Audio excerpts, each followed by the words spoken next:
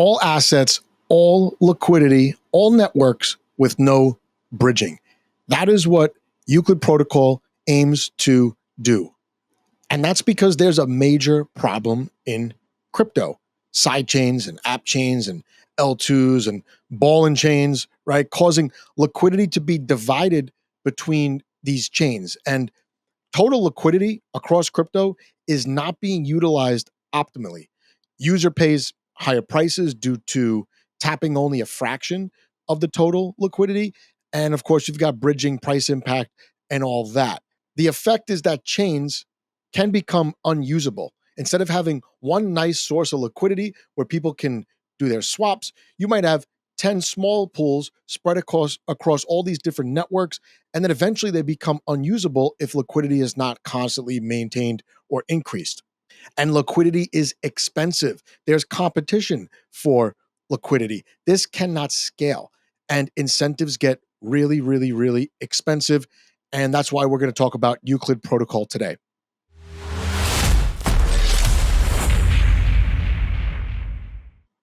Welcome, everybody. Joe here for Dead Cat Crypto. We're talking Euclid Protocol. If you're a first-time visitor, please subscribe down below. This is consumer crypto at its finest. We talk about apps. We talk about real use cases. We never hype tokens. We don't engage in pump and dumps. And of course, we do leave room for the occasional token speculation. After all, what fun would crypto be without that? But today we're talking about a problem, and that problem is fractured liquidity. I've always said users are fractured, and I still believe that. Fractured liquidity might be a bigger problem that Euclid Protocol aims to solve. And let me just paint the picture first with this problem. And you know, the word liquidity gets thrown around all the time, but DeFi really doesn't work without adequate liquidity, without easily accessible liquidity. Over the last cycle, there have been L1s, launched every day, each trying to secure their own liquidity to upstart DeFi. But liquidity is costly. You have to attract it, and you have to keep it on chain. There's risk. There's competition from similar apps, sometimes on the same network, like we see with ETH and Solana. These app builders are going to be fighting over liquidity and users forever, it seems. The rewards are unsustainable, right? The APRs start really high in the beginning, and then they start to dwindle. People just grab their money and they bounce. They look for better opportunities. They basically farm the chains to death, and the liquidity, is fleeting. So Euclid Protocol, it's built with their own messaging protocol. They call it EMP. We're not going to get into the tech specs in this video, but what you need to know is that this EMP extends existing interoperability capabilities. Interoperability basically means you can move assets, you can move data from one chain to another. This was really not possible in the previous cycle. What does this mean? It means access. Access for apps, access for users, and access for issuers of tokens. And I'm going to get into the advantages of each one right here. First, let's talk about the apps, the app builders, really. Using Euclid, they're able to tap into universal liquidity. This means that if I'm building an app and I need liquidity, let's say for swaps, I don't need to build my own DEX. I don't need to incentivize my own liquidity, my basically mercenary capital to come in, farm my app, and leave me high and dry when the APRs come down. And this frees me up to focus my resources on important things like making the app usable. And that leads into users, right? I want convenient swaps. I want fast swaps. I want cheap swaps. I don't want to move my tokens from chain to chain looking for the best liquidity pool. I don't even want to do multiple clicks when I do a swap, right? And with Euclid, you can do this quite simply where you're going from one chain to the next. You could even select multiple destinations for a swap. We'll take a look at the test net and get you that visual. But yeah, for users, this is going to be a huge, huge advantage in simplifying front ends for general usability. For issuers, this might be the biggest one. Lots of apps are cross-chain, and because of Euclid Protocol's EMP and their function as a liquidity unification protocol, tokens don't need to be deployed across multiple ecosystems to be cross-chain.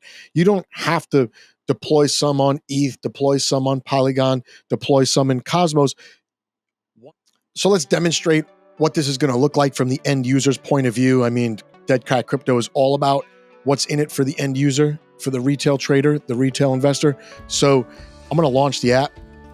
Unified swaps that just work, music to my ears as a consumer, a customer of crypto. And this is the testnet. It's testnet.euclidswap.io.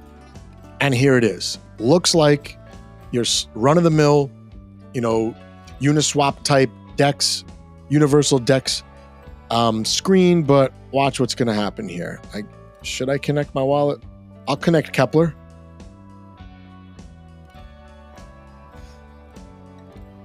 And what you can see is I've got multiple chains here. Let's do Neutron. Neutron's going to be a major DeFi hub in Cosmos. So I'm on Neutron, right? I could select my token. I don't know. Let's do USDC, right? And I'm going to put 10. It says insufficient balance. I don't have anything on the testnet. And then let's go to, I don't know, Polygon? Yeah, let's try it. So I'm going from, I have USDC on Neutron, let's say, and I'm going to do a swap so that my tokens end up on the Polygon network, which is a cross ecosystem swap. I'm going from Cosmos to EVM. Right, that's my receiving chain. Here's my tokens. This is the Polygon token. And obviously I'm not set up with tokens on the testnet here. This would light up and allow me to click. My wallet would open as if it was a normal transaction, and my tokens would end up on the destination chain on Polygon. And I said before, there will be a feature where you can split the transaction to multiple chains. Maybe I want half of this on Polygon, half of this on ETH mainnet. I'll be able to do that. Here's where users can supply liquidity. Token dashboard here. And then this looks like where your portfolio will be displayed. Nice, simple UI. It's got what you need. And then there's a leaderboard. For what purpose, I don't know. So there's a competition coming. I'll be sure to let you guys know about that when it happens.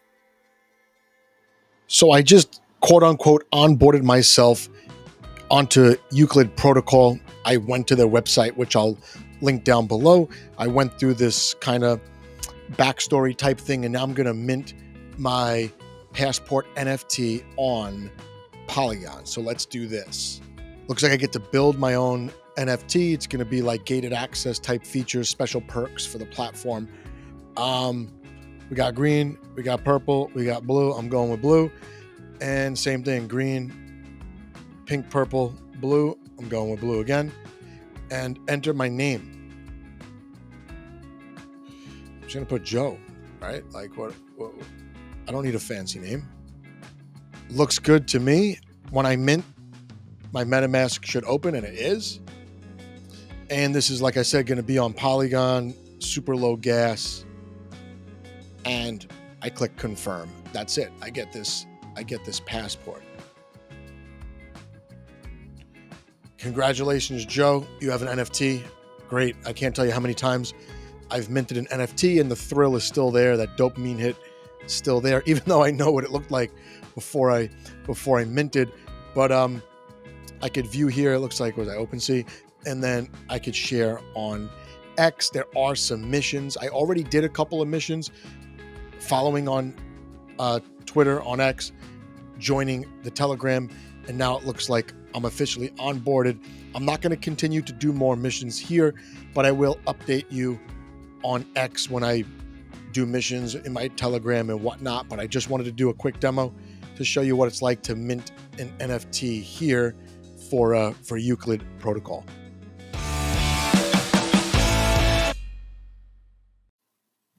So, quick summary. What are we looking at here? We're looking at a liquidity unifying front end that's going to do all the dirty work on the back end for you using their own custom messaging protocol called EMP, the Euclid Messaging Protocol. They've got over 300 wallet integrations, all your major ones, right? MetaMask, Leap, OKX, Phantom, and many more. 20 different EVM chain integrations plus Cosmos currently. Cosmos, I showed you Neutron. There's Injective, there's Osmosis, and all that. Passport NFT, which I just showed you, allows your balances to be aggregated for nice, easy portfolio management. And it's pretty cool. You get a couple, customizing options there with the color and the name and all that. And then finally, what I like the most as an end user, multiple destinations where I'll be able to swap tokens and just have the results spit out onto several different chains. Now, as usual, I've got some questions. This is a new protocol. I'm a skeptic, but I do like this because it seems to be very user-friendly and the customer is kept in mind with this app being developed. But question number one, does Euclid help facilitate better arbitrage to keep prices stable across the ecosystems, or is that still going to be done by your normal, arbitrage bots and whatnot? Is it even possible to do from Cosmos to ETH and all that via Euclid? That I don't know. Number two, does Euclid consider itself to be a liquidity aggregator or more like a bridge interface, right? Whether it be Axelar, whether it be, IBC over in Cosmos. I'm curious to see how Euclid is going to identify and then market its brand as the go-to place for people to do their swaps and to do their cross-chain transactions. Number three, new chains, new apps, they're popping up all the time, new sources of liquidity, which is going to be by nature fragmented. Do they easily integrate into Euclid, or does Euclid seek out apps and chains to tap into? Is that time consuming? Is it expensive? Does it require a lot of manpower?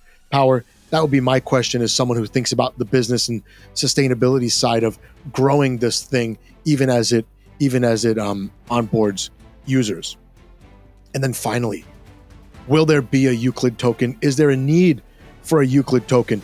Can an app monetize without a token to continue development, to continue to grow, and of course, do marketing videos like this one? That remains to be seen. Thanks for tuning in. Hopefully you'll check out Euclid, mint that passport, and let me know what you think of this video down below. Take it easy.